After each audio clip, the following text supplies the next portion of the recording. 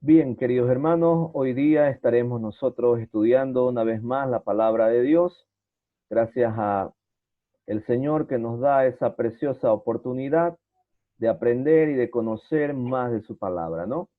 Algunas cositas que siempre me gusta recordar antes de seguir avanzando son las cosas que hemos estado ya nosotros aprendiendo hasta el día de hoy, ¿sí? Recordarles que Dios trabajó tan bien, pero tan bien su plan, que todo se ejecutó al pie de la letra, tal como Él lo había planificado, ¿no? Él ejecutó su plan al pie de la letra. El Mesías, el Señor Jesucristo, nació de la forma como se había anunciado en Génesis capítulo 3, de la simiente de la mujer. Así fue el nacimiento, no hubo intervención de un varón, solo fue de la simiente de la mujer, ¿no?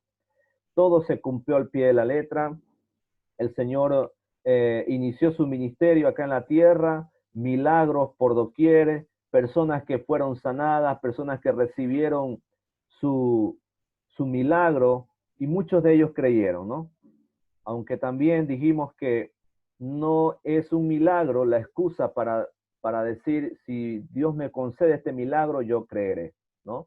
No es una excusa, ¿no? Tenemos que recordar que el pueblo de Israel, durante todo su caminar por el desierto hasta llegar a la tierra prometida, ellos vieron la mano de Dios de una forma increíble. Muchos milagros desde que salieron, ¿no? Las 10 plagas fueron un milagro increíble. Después pasaron el Mar Rojo, Dios les permitió pasar en seco por ese mar y así sucesivamente.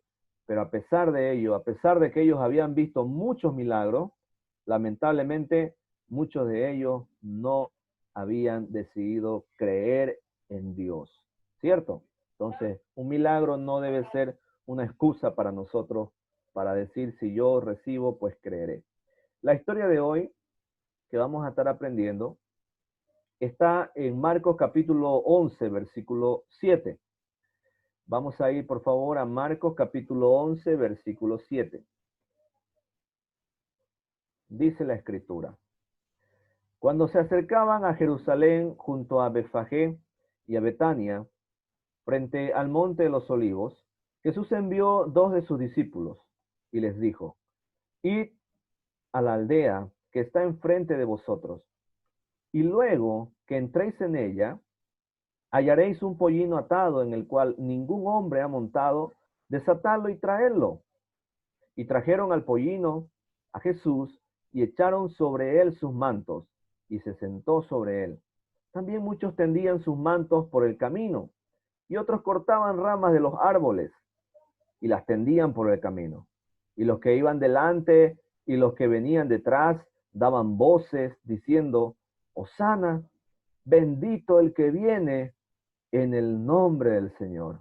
Bendito el reino de nuestro Padre David que viene. Hosana en las alturas. Esta situación que nosotros estamos leyendo en este momento fue una de las más emblemáticas, vamos a decirlo así, del Señor Jesús, en la que Él permite que la gente pueda expresar un sentimiento hacia Él. En las anteriores veces nosotros vimos que después que Él hacía un milagro, Él pedía que vaya simplemente y no diga a nadie lo que ha sucedido, ¿no? En algunas ocasiones sí les decía, vayan y cuenten lo que Dios hizo con ustedes, ¿no? Pero Él no quería de ninguna forma atraer fama, ¿no? No quería llamar la atención, no quería que la gente le aplauda. Pero en esta situación, ¿no? El Señor entró a Jerusalén de una forma bien emblemática. La gente empezó a gritar mientras él estaba entrando montado en un pollino, dice la escritura. La gente empezó a gritar: Hosana, Hosana. Hosana significa salva ahora. Cuando la gente estaba diciendo Hosana, Hosana al hijo de David, estaba diciendo salva ahora el hijo de David. Este hecho de que Jesús entra a Jerusalén montado en un pollino, la gente se pone en fila, en paralelo para recibirle, dar algunas arengas para darle gloria al que estaba entrando. era realmente una total similitud al homenaje que se le daba a un conquistador romano, ¿sí? El homenaje que recibía un conquistador romano generalmente era que las personas lo recibían aplaudiendo, dando arengas, dando alabanza, y él entraba muy victorioso con el pecho en alto y etcétera, etcétera, ¿no? Esa era la costumbre que tenían en aquellos tiempos, puesto que Israel se encontraba dominada por el imperio romano en su totalidad. Era el imperio que estaba ahí haciendo su apogeo. Así que la gente que empezó a alabar a Jesús tenían la esperanza que Jesús derrocaría a sus opresores romanos. Cuando ellos empezaron a decir, Hosana, salva ahora al hijo de David, tiraban sus ramitas ahí al suelo, ponían mantos, etcétera. Ellos estaban haciendo todo eso creyendo que Jesús sería un libertador quien podría derrocar a los opresores romanos, puesto que Israel se encontraba muy, pero muy oprimida por el imperio romano. El imperio romano no solamente había impuesto duras retribuciones, tenían que pagar impuestos muy altos para que la gente pueda vivir tranquilamente ahí. No solamente habían hecho eso, sino que también eran totales asesinos, mataban a la gente que se rehusaba a creer y a obedecer sus mandatos. Entonces, era muy terrible. La gente ya no podía aguantar esa esclavitud, así que todo el mundo estaba clamando, pidiendo un libertador. Cuando ellos escucharon que Jesús era posiblemente aquel libertador que ellos estaban esperando, alguien que los saque de la esclavitud, pues ellos se amontonaron todos y empezaron a dar todas esas arengas a Jesús, ¿no? Jesús no decidió parar a la gente y decir, silencio, no hagan nada de eso, por un motivo muy importante. Jesús decide que la gente continúe haciendo todo ese proceso de alabanza. ¿Por qué razón? Porque él quería cumplir una gran profecía de la Biblia. Quiero que me acompañen, por favor, a buscar Zacarías capítulo 9, versículo 9.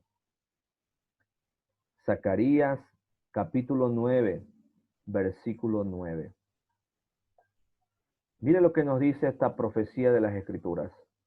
Alégrate mucho, hija de Sión, da voces de júbilo, hija de Jerusalén.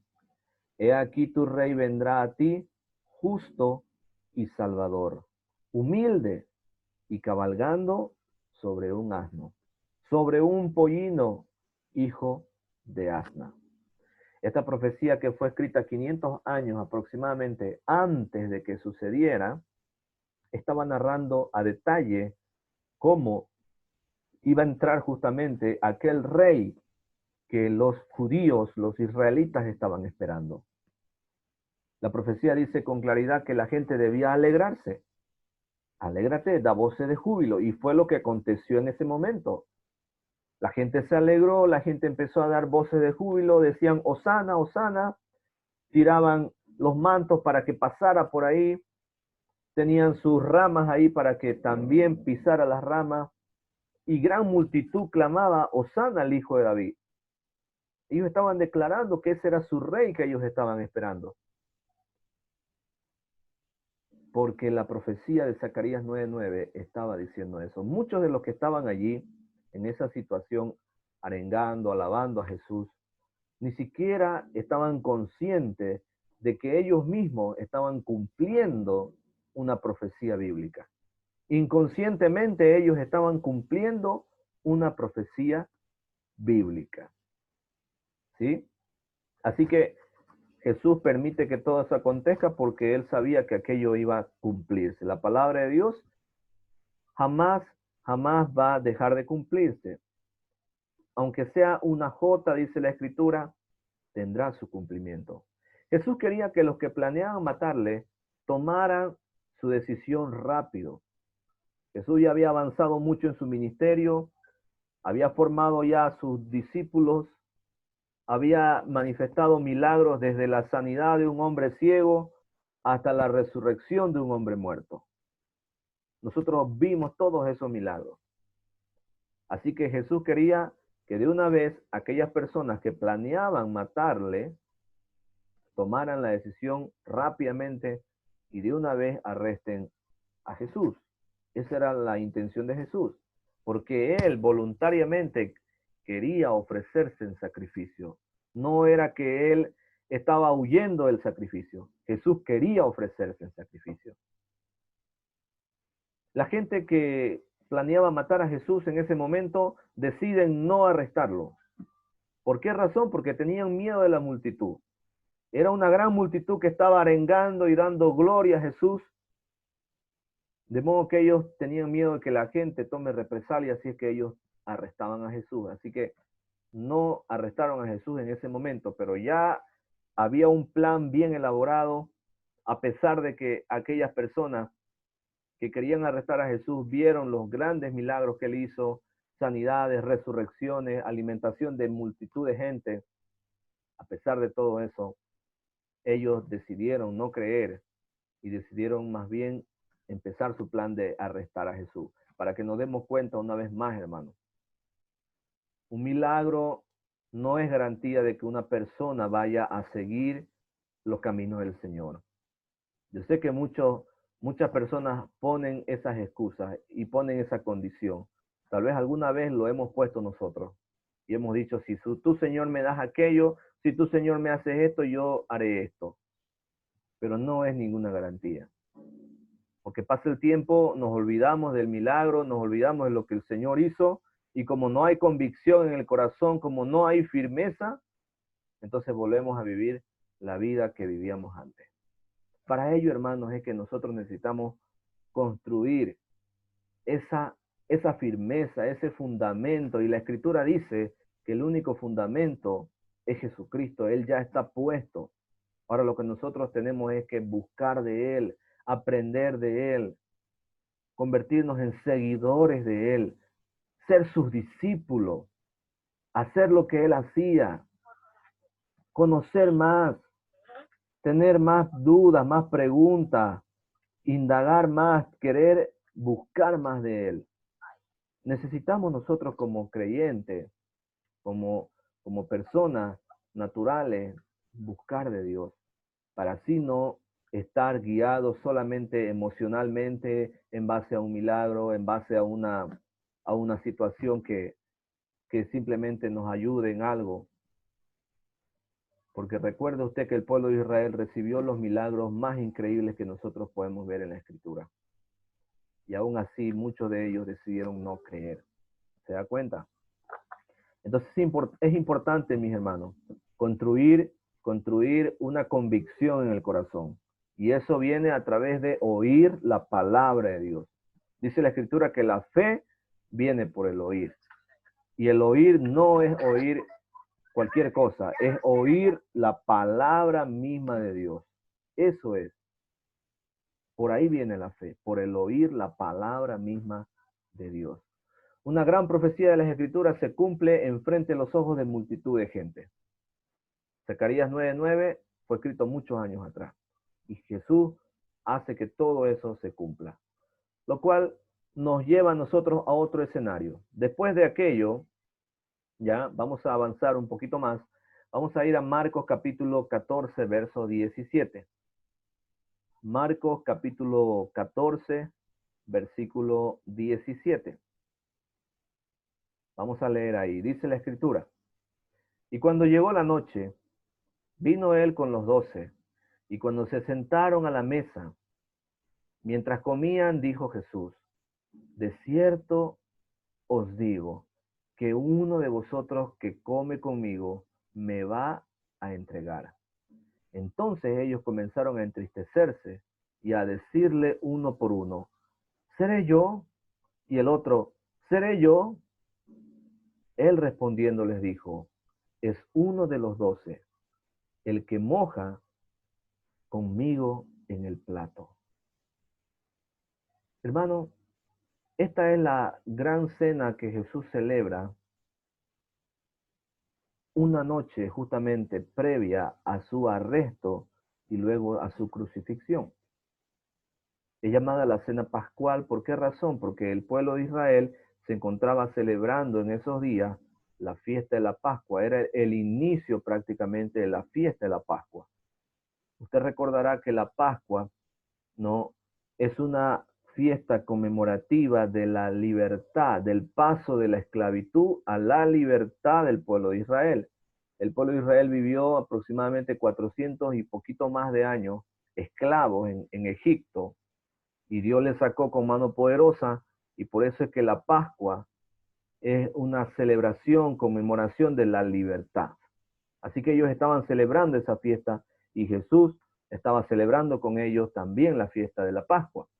Así que la cena inaugural Jesús la pasó con sus discípulos, ¿no? Jesús sabía de antemano que había un traidor.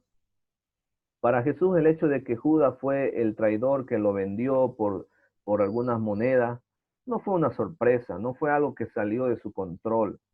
Jesús sabía, ¿sí? Él sabía. Porque nosotros, hermanos, tal vez podemos ocultarle las cosas a un amigo, a una amiga, podemos ocultar nuestras cosas a alguien, a una persona, pero no se las podemos ocultar a Dios. A Dios no se las podemos ocultar, ¿sí? Él lo ve todo. El atributo de Dios que dice que Él es omnisciente, quiere decir que lo sabe todo, que Él conoce todo. ¿Se da cuenta?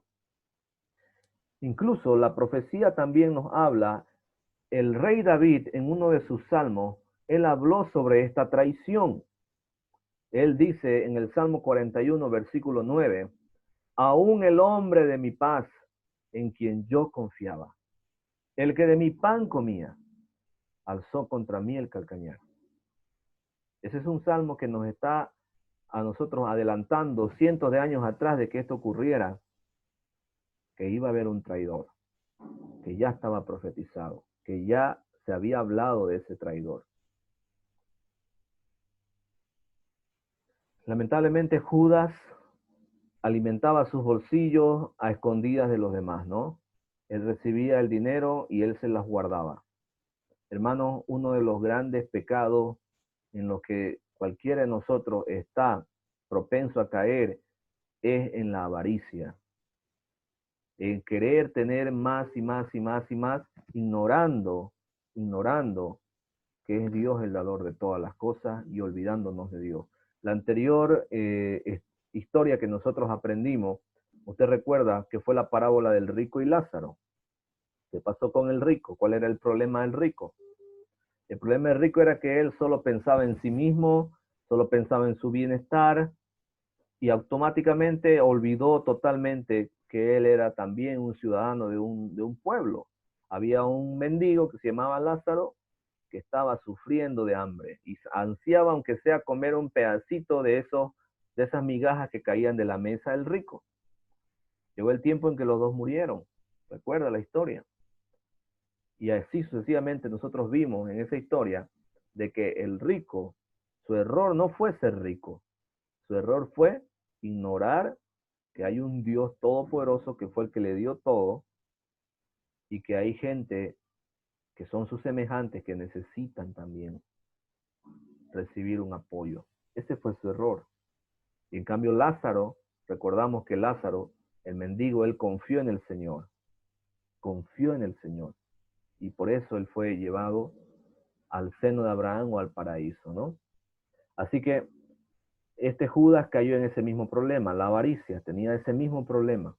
La Escritura dice que no podemos servir a dos dioses, ¿no? No podemos servir a Dios y al dinero, porque vamos a aborrecer al uno y vamos a amar al otro.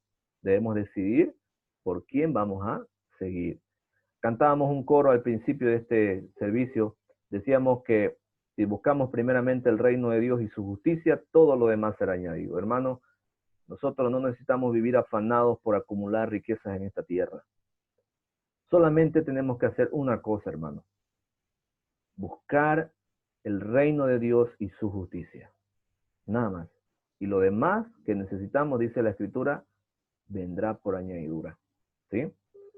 Mientras compartían la cena, el diablo puso en marcha su plan. Así que ya Judas salió, fue derecho a ya recibir el pago por la traición, que lo vamos a ver en el próximo estudio. Veremos esta parte de cómo él entrega a Jesús, cuánto es lo que se le da por eso y cómo fue el proceso ya del engaño, ¿no? Cuando van y lo traicionan a Jesús y lo entregan, ¿sí? Conclusiones antes de ir terminando ya este estudio, hermano. Una de las cosas que hemos aprendido hoy es que la palabra de Dios tiene un fiel cumplimiento. Eso nos muestra una característica que nosotros le llamamos los atributos de Dios, uno de los atributos de Dios que quiere decir la inmutabilidad. Dios no cambia, Dios sigue siendo el mismo. Si Él dijo aquello que iba a hacer, Él lo hace. ¿Se da cuenta? Dios es el Dios que no cambia. Así que nos muestra de que aquello que se profetizó cientos de años atrás en el libro del profeta Zacarías se cumple. Y se cumplió delante de los mismos ciudadanos de Israel. Otra de las cosas que vimos hoy día también fue de que debemos tener cuidado con el problema del amor al dinero. Judas fue el que lo traiciona al Señor. El Señor ya lo sabía, pero el problema de Judas era su avaricia. Y eso a nosotros nos advierte a que debemos primeramente buscar su reino y su justicia. Y no podemos amar a dos dioses. Solo debemos seguir a uno. Y ese es el Señor Jesucristo. Que Dios nos ayude, hermano, que Dios nos dé fortaleza y que también podamos nosotros ver a través de estos estudios la confirmación de nuestra fe una vez más, que nuestra fe no esté basada en emociones, no esté basada en milagros o en querer ver algo más, sino que nuestra fe esté basada en una firme convicción en nuestro Señor Jesucristo. ¿Sí? Que Dios nos dé esa fuerza y nos dé esa valentía para vivir de la forma que Dios quiere que nosotros vivamos. Vamos a orar. Padre amado, una vez más, Señor, agradecidos contigo porque has hablado a nuestro corazón. Gracias, Dios, por ser un Dios bueno, Señor, fiel con nosotros, nunca nos fallas, Señor. Gracias, Señor, también porque tu palabra se cumple al pie de la letra, podemos confiar en ella, hay veracidad en tu palabra, cada profecía, cada versículo que tu palabra dice se cumple, Señor, y eso demuestra la veracidad de tu palabra. Ayúdanos, Señor, a confirmar más nuestra fe, a afirmarnos más nosotros, Señor, y no ser como las olas fluctuantes, Señor, según el viento. Ayúdanos, Padre, a tener firmeza en nuestra fe y a vivir por una convicción firme y no por una emoción. Gracias por tu palabra, Señor. Líbranos de caer en el amor al dinero. Líbranos, Señor, de todo tipo de avaricia, de todo tipo de engaño, Señor. Y ayúdanos a seguirte sin mirar atrás. Gracias, Padre. Oramos con fe. En el nombre de nuestro Señor Jesucristo. Amén. Que Dios los bendiga. Queridos hermanos, una vez más hemos podido tener la oportunidad de aprender una porción de la Escritura.